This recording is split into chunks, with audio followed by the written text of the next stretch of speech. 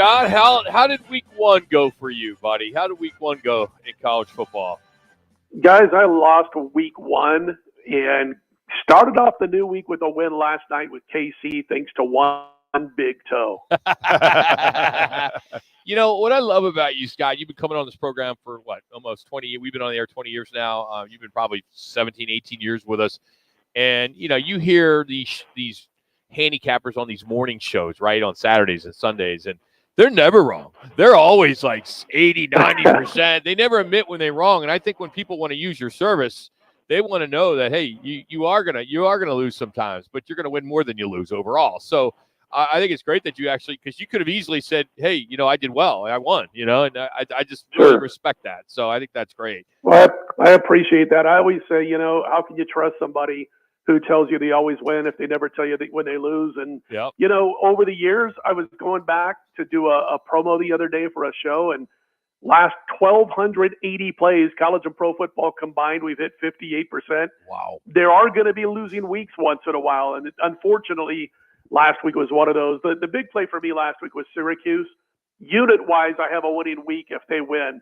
And they were up 22, laying 17 in the fourth. They gave up a 50-yard touchdown run, and that was that. But, yeah, I'll never say I won, or I'll never say, oh, I don't remember if I had a losing week. I promise you that. See, here is the challenge you had on that bet.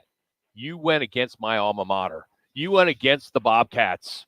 Come on. You can't do that. I won that game because I took the points, you know? So come on. Bad handicapping on my part to forget that you were a Bobcat. Yeah, all right. So I'll do the best this week. No, I'm just kidding. I didn't do well either. So, all right, let's start with the game of the week, I think, and that is number 3, the Texas Longhorns at number 9, Michigan. This, you know, of course, the Longhorns had a big week. They won 52-0 over Colorado State. Wolverines 30-10 over Fresno State. This is a big one. This is a great game to start the season. How are you handicapping this one? Yeah, I think so, man. This is going to be a fun game. The number just in the last 24 hours has gone from 7.5 down to 7. But how about the craziness of this line? At one point, you know, 6-8 weeks ago, Texas was as low as a 3.5-point favorite. Last week, 10 days ago, they were as low as a 5-point favorite.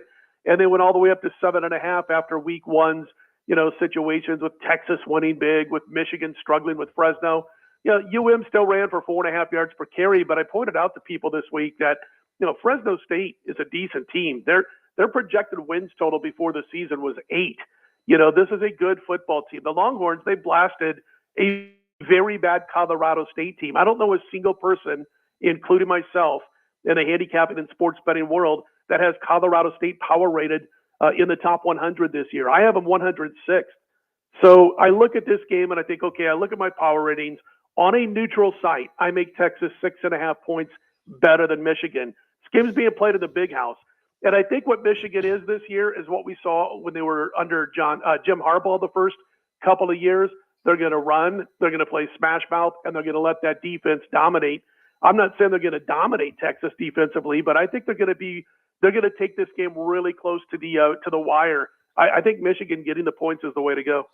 Scott, the second game, Colorado over a tough opponent, North Dakota State. They win that game. And then Nebraska thumps UTEP. Last time I looked, this rivalry at Nebraska in Lincoln, minus 6.5. Has that changed? It's 6.5. It was 7 yesterday. Some bets and money came in on Colorado today to drop it down to 6.5. You know, I looked at last year's game again, and I hear people talking about, like, basing some of their thoughts on this game based on last year. Well, Jeff Sims, no offense, buddy, but he was the human turnover last year. And they had 4 turnovers in that game. It was 13-7 midway through the third. Colorado finished with a 16-0 advantage off of those turnovers. I'd really be shocked. I mean, Dylan Raiola is going to have his off games as a freshman, but this guy is so poised. He's certainly the best or most poised quarterback I've seen at Nebraska in many, many years. So I can't see them committing 3 or 4 turnovers in this one. And by the way, guys, I am a Shedeur Sanders fan. I think he might be QB1 next spring in the draft. And then they got the best player on the field in Travis Hunter, you know, great two-way player. The thing is Nebraska's got the better team overall. Colorado's got the top 3 individual players. I wanted to lay the points with Nebraska. Going into UTEP, I said I can't lay points with Nebraska as a big favorite until they prove they can get it done. They did last week. Now I say I'd love to play Nebraska minus 6.5 in a big game. Well, when's the last time they won a big game when they were favored? So I just got to, I can't do it. It was going to be Nebraska. I decided nothing. I will be rooting for the Big Red. The one advantage I like is that last week Colorado took on a slow North Dakota State defense. That's just the way it is. North Dakota State's a great FCS team, but they're slow. Nebraska's not slow on defense. They got a shot there. All right, let's go Mississippi State, Arizona State here in Phoenix. Mississippi State is a 6.5 dog. Over under 59.5 still there? It's dropped down to 5.5 in some shops, 5 now. So again, it's today. It's like in the last few hours, and sharp money pouring in on the SEC squad. But break up the Sun Devils. Holy cow! Last week, what a game! I mean, they not only just wipe out Wyoming on the scoreboard, but how about 499 to 118 total yards? And they held Wyoming to 8 first downs, under 4 yards per pass, 1.3 per carry. Wyoming had 50 yards of offense until the meaningless final drive. So what does it mean for me this week? Miss State is the second worst team in the SEC. They would be, just to put it in perspective, they would be about a 35-point road dog to Georgia this week. So they beat Eastern Kentucky. Who cares? That's not a good FCS team. Miss State's young. Jeff Levy is the new coach. They looked good last week. But this line dropping now under 6, I think Arizona State finds a way to win this by 7 to 10 points, guys. Nice. All right. People love that. All right. Cardinals are traveling my old stomping ground, Orchard Park, New York, to take on the Buffalo Bills. Bills look like they're still minus 6.5. Interesting here, those guys, because the Cardinals, all hands are on deck. They're completely healthy. The Bills, a lot of changes in the offseason. Yes. They're banged up. A lot of question marks. A surprise with the 6.5 in favor of the Bills? Yeah, I think it's power rated where it should be as far as the line is concerned. Doesn't mean that I don't think there's a play here, and I'll get to that. But, a lot of people have been talking about Stephon Diggs. I think Stephon Diggs is a bigger addition for Houston than he was a loss to the Buffalo Bills. They also lost Gabe Davis in the offseason, their second-best receiver. I think they're going to be efficient this year. I am a big Dalton Kincaid fan, and I do like the draft when it came to the receiving room. I like James Cook also on offense. They have a new DC and Bobby Babich. He's bringing in new schemes, and they're missing a lot of faces to try to get those new schemes together. I like the Arizona offense. They're healthy for the most part. They're young in some areas, but I do believe they'll move the football. And listen to this, guys. Buffalo last 15 times as a home favorite, 6-9. Arizona last 21 times as a road dog, 13-7-1 against the spread. Hey, I'll take 65% any week. So Arizona, I think, is the play here. I think they get inside that number. Well, the other thing too is, you think of the guy, the secondary that's pretty much gone. Milano, he's out pretty much for the entire year unless he can come back in November. You think of Micah Hyde's gone, Poyer's gone. I mean, there's a lot of losses, and I think I like your play here. I would agree. I would take the Cardinals with the line as well too, because of the major losses on defense more so than offense. So, Scott. Yeah, maybe 4 weeks now. Maybe it's a different story, but I just think this opening week, and I say this, when it comes to the NFL opening week, just like college opening week, tap the brakes a little bit, don't go crazy. But having said that, I do believe Arizona's the right side. I think Buffalo's going to be a better team 4 or 5 weeks from now than they'll be on Sunday. All right, Scott, Aaron Rodgers returns to the field. Jets, 49ers, Monday night. It's early money, I heard, was pouring in on the visitors and the under. But now the Jets, and looks as though there's been a lot of line movement in this now. There's mostly 4.5s out there, but there's also some 4s. But this line was as high as 5.5 and dropped all the way down to 3.5, last week. And now, of course, like I said, it's back up to 4, some 4.5s. And a lot of that had to do with Brandon Ayuk signing. People get a little bit excited. To me, even more than that is the fact that Trent Williams was signed, but I don't know if he's in game shape. That's a big boy, man. And he might be the top offensive left tackle in the league. And I'm sure Brock Purdy was smiling ear to ear when he saw that Trent Williams finally sure signed. Was. They had, yeah, I'm telling you, man, I don't know him, but I bet he was smiling all day long. They had such a noisy offseason, and now Christian McCaffrey is yet to take a snap, and he's listed as questionable with a calf injury.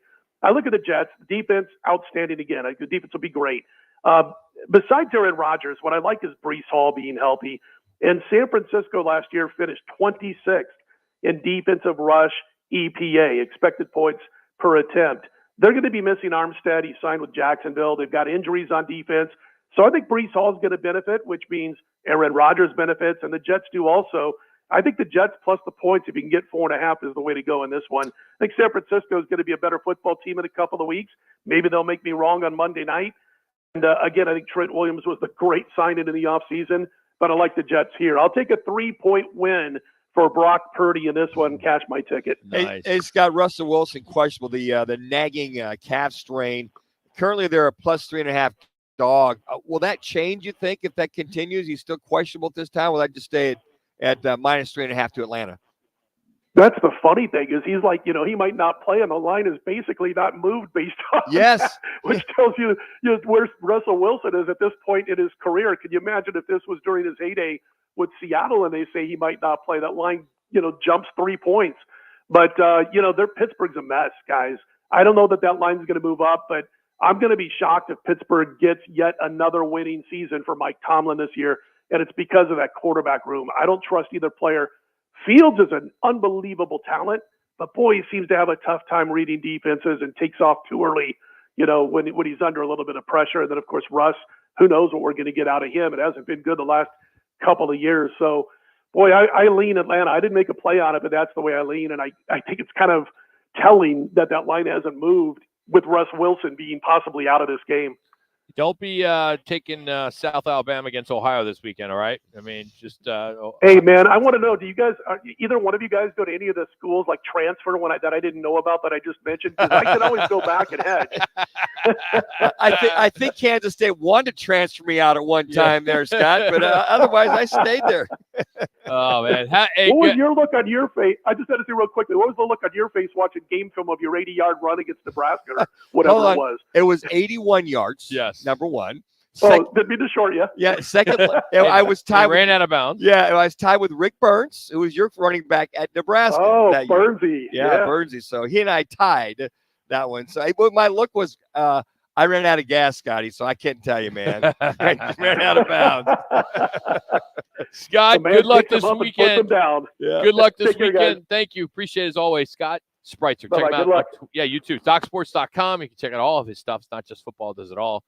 And Scott wins on Twitter X. So good stuff. So there you have it. Some good locks. We have our locks next. It's Rocco Minucci, Jimmy B, Fox Sports 910. Twin Peaks is the best in the game. Here, your favorite drafts report at a frost